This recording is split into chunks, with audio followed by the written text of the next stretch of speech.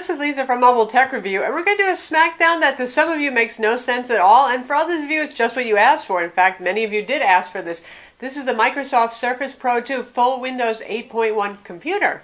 Still a 10.6-inch tablet. Also, this is the new Samsung Galaxy Note Pro 12.2 running Android, not a desktop OS, not a laptop, and they're not quite the same price. We have $1,000 for our 128 gig Surface Pro 2 here versus $750 for our 32 gig Samsung tablet here, but $750, $1,000, we're talking expensive either way. So obviously they do compete, at least to a certain extent, and we're going to look at them now.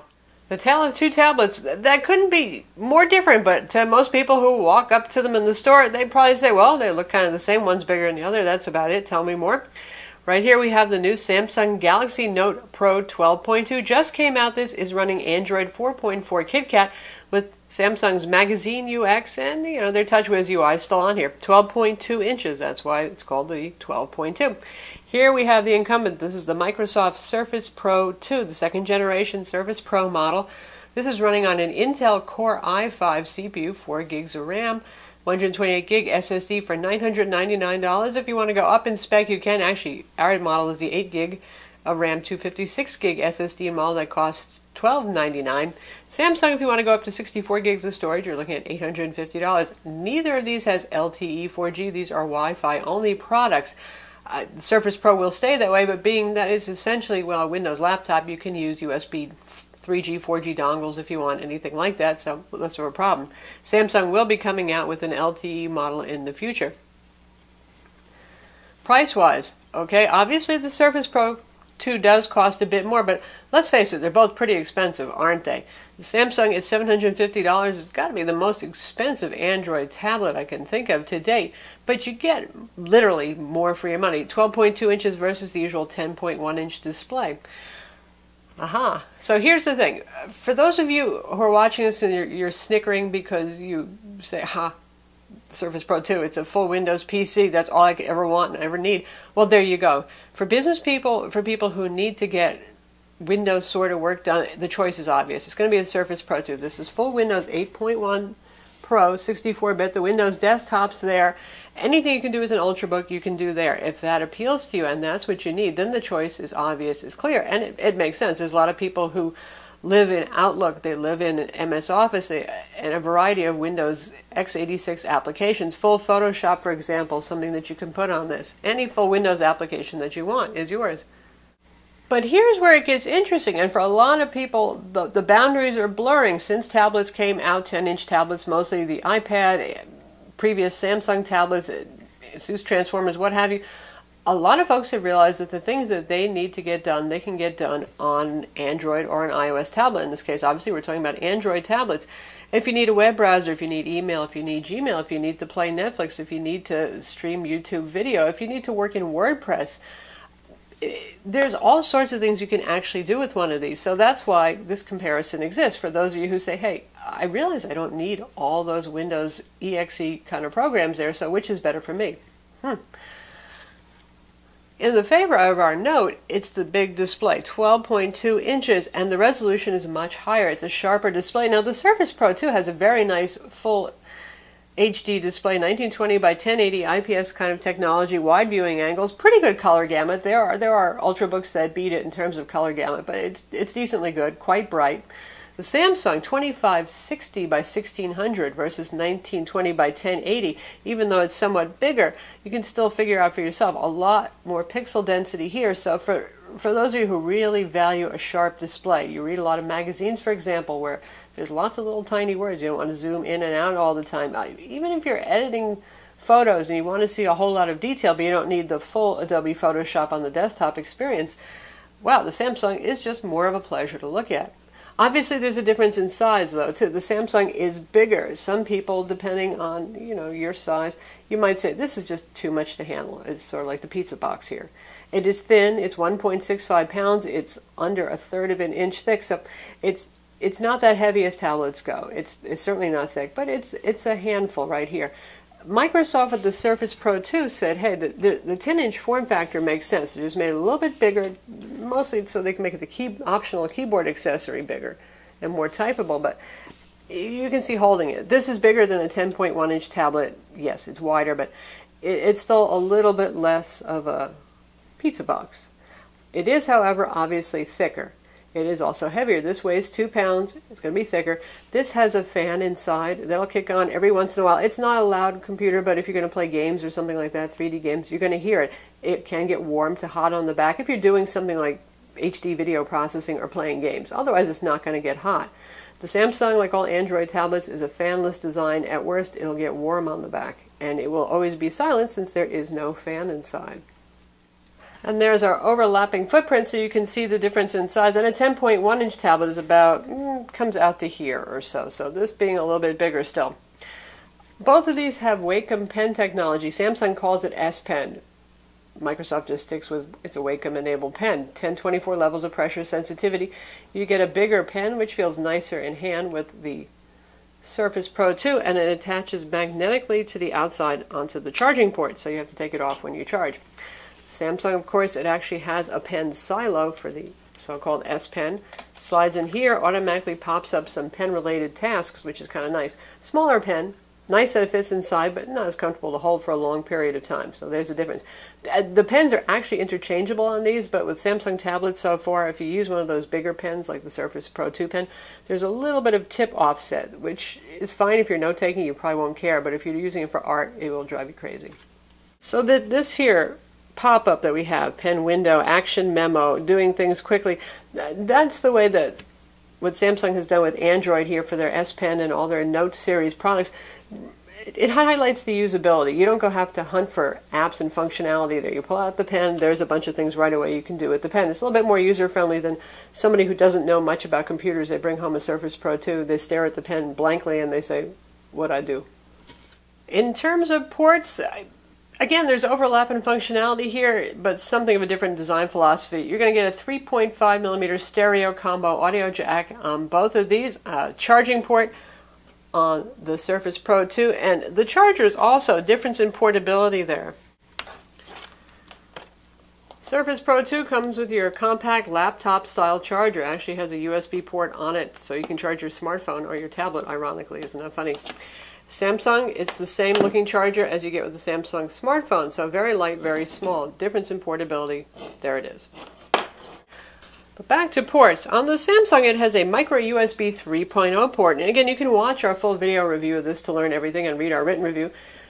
Right there, micro USB 3.0 port, used for charging and also for USB host capability. So, right away you say to yourself, if you're a clever person, and I know you are, you can't charge it and use the USB host feature at the same time. That's right, that's true. Charge it up first, happily it has long battery life, and then you can plug in your USB mice, keyboards, game controllers, flash drives, anything Android has drivers for, and those are the big categories there. You do have to buy the dongle adapters separately. You can get them for $10, $15, or Samsung has one that has both USB Ethernet and a full USB port on it. So because Samsung wants this to be something of a laptop replacement, you can use some peripherals with this. With our Surface, we have a normal USB 3.0 port. Like most tablets, there's only one. Most Windows tablets only have one because they're not so big. There's not much room. But there it is. Don't need a dongle adapter. This is full Windows on here, Windows 8.1. Anything that works in Windows that there are drivers for in Windows, you can use here. So there's no limitations. If you want to use an LTE USB dongle, you can use this. If you want to use a MIDI controller with this, it uses USB. All those things are going to be supported here. So if you need that kind of stuff, something more than keyboards, mice, game controllers, and mass storage devices, you're looking more in the Windows world. Surface Pro 2 has a cute little trick, as you probably know by now. 2-position kickstand. It's built in, so you don't have to go find something to stand it up. Our Galaxy just has a normal back.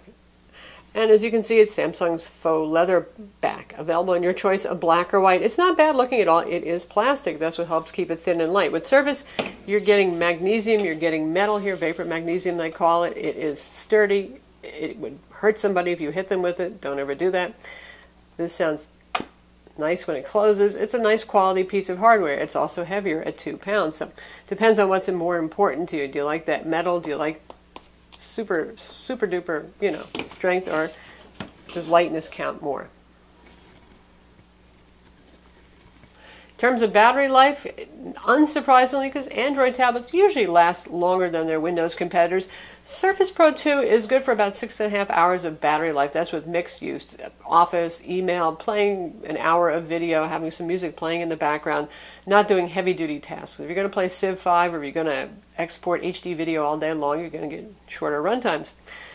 Our Samsung Galaxy Note Pro 12.2 is good for about 10 hours on a charge, again in the same kind of mixed use. If you're going to be playing Asphalt 8 racing all day or using this as a GPS, well, you'll get shorter runtimes. But mixed use, 10 hours versus 6.5.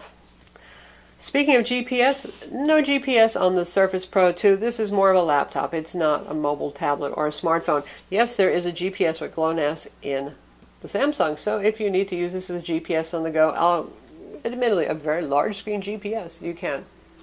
And that tablet-centric versus PC-centric divide continues with the cameras. Up front, we have HD webcams, like 720p webcam, front and back on the Surface Pro 2. Fine for video conferencing, that's pretty much what they're there for, nothing fancy. The Galaxy goes along with the smartphone and the tablet thing more. So 2-megapixel camera on the front, very nice for video chat, and on the back we have an 8-megapixel camera with an LED flash that takes pretty good pictures in 1080p video. So yes, it's large. People are going to make jokes, but if you're buying this for business, for example, just say you're an insurance agent or something like that, there are business uses for having a high quality camera on the back. It certainly doesn't hurt. If you're going around and taking pictures of somebody who's crashed in Fender, well, that's when you might want that. So you would think that the Samsung tablet being, well, Android tablets are more geared towards leisure and having fun and content consumption, would be the apex for video watching. And yeah, it is. If you're watching Netflix or you're streaming from one of the network TV's channels, it is, unless you need Adobe Flash Player. Then we're back to the world of Windows because, Adobe stopped making Flash Player some time ago, more than a year ago, for mobile OS products. You can sideload Adobe Flash Player on the Galaxy Note Pro and use something like Boat Browser if you really want to go about it. But honestly, if you're an Amazon Prime customer, you just want to watch Amazon Prime videos, it's a lot easier on Surface Pro 2. It just natively supports Flash, no performance issues, no having to sideload stuff. So again, that gets back to the full PC experience. Also, when you're web browsing, both of these are going to work just fine, even for desktop websites, mostly. But sometimes you run into sites that just don't format well on Android still, or on iOS for that matter. Just web browsers can be a problem. And you see some inline video that isn't in HTML5 video, mobile-friendly format, and then you say, God, I wish I had a PC. Aha, Surface Pro 2.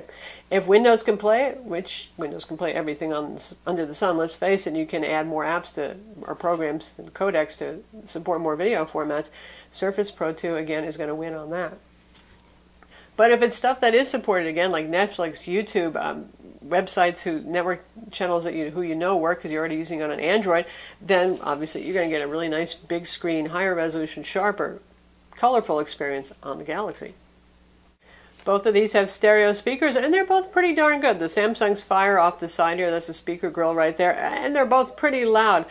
And actually pretty full too, and the Surfaces fire out from around the edge here in this cleverly little designed wedge that they have going on here. It's pretty hard to see, but both of these are pretty good when it comes to the built-in speakers. And of course, you can always use headphones, Bluetooth speakers, wired speakers with either of these, whatever suits you. So not really a big difference there.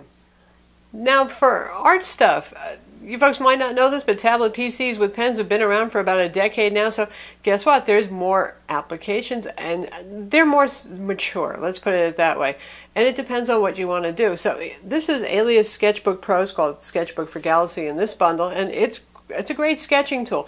Natural media tools, not so much. You can see what we have here. We have pencil, we have airbrush, we have a basic brush for oil, kind of watercolor stuff. We have an eraser. It's not bad. It's not natural media heaven. If you're a manga kind of person, I know a lot of you folks are these days, for pen and ink tools, there's a lot of programs that are good. There's manga programs for Android now. There's Infinite Painter, which is great. There's Layer Painter that's also good. There's, of course, this is quite adequate as well. This even supports layers, which is kind of handy too. Blending and smudging tools, not so great yet on Android. Again, but if you want something really natural media-like, Windows is going to be it. I have Corel Painter 13 up here, and oh my God, the wealth of different pastels, different kinds of oil brushes, watercolor brushes, you name it, things that really mimic natural media, far superior. But if you're not into natural media style painting, then you could go either way. Pressure sensitivity on both of these, very good. Pen tracking on both of these, very good. So a wash there. Now when it comes to note taking, again, you people know who you are. If you live and breathe OneNote, then the Surface Pro 2 is going to be it for you. And it is a very powerful tool. You can handwrite right here and have it turn anything that you want into text.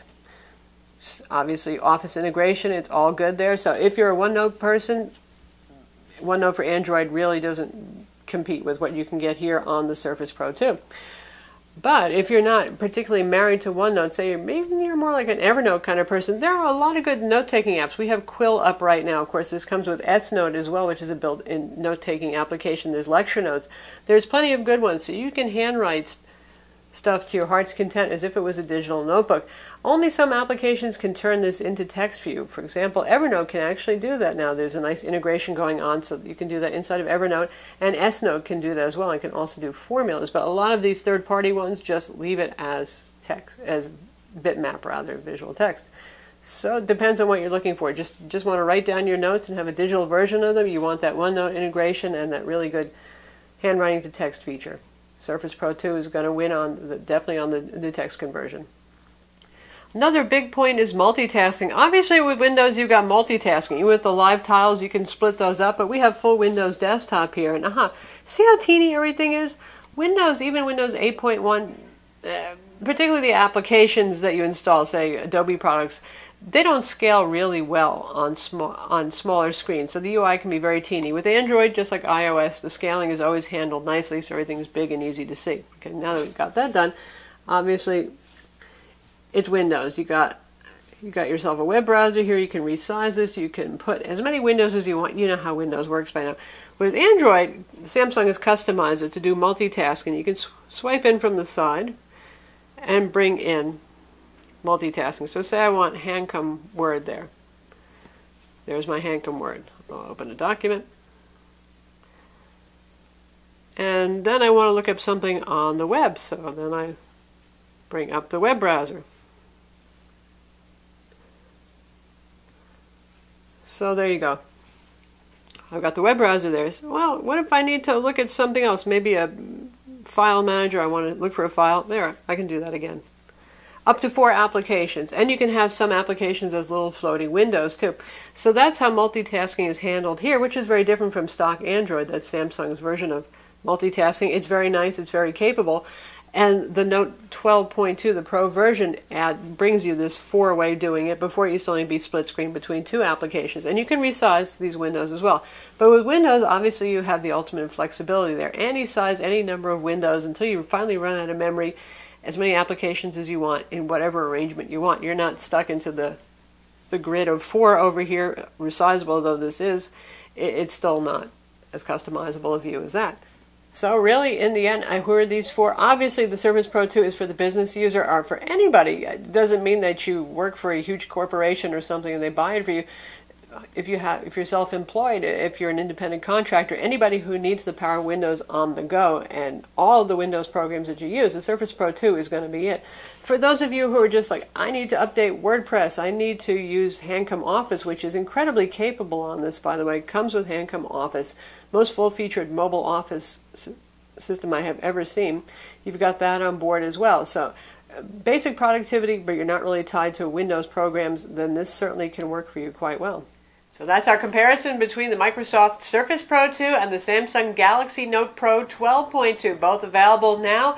Both will set you back a big chunk of change. But as you can see, it really depends on what you want to do with your tablet and what kind of experience you want. To some people, this is insane here for $750. To other people, this is insanely too small to get work done. I'm Lisa from Mobile Tech Review. Be sure to visit our website for the full review of both of these products. And don't forget to subscribe to our YouTube channel.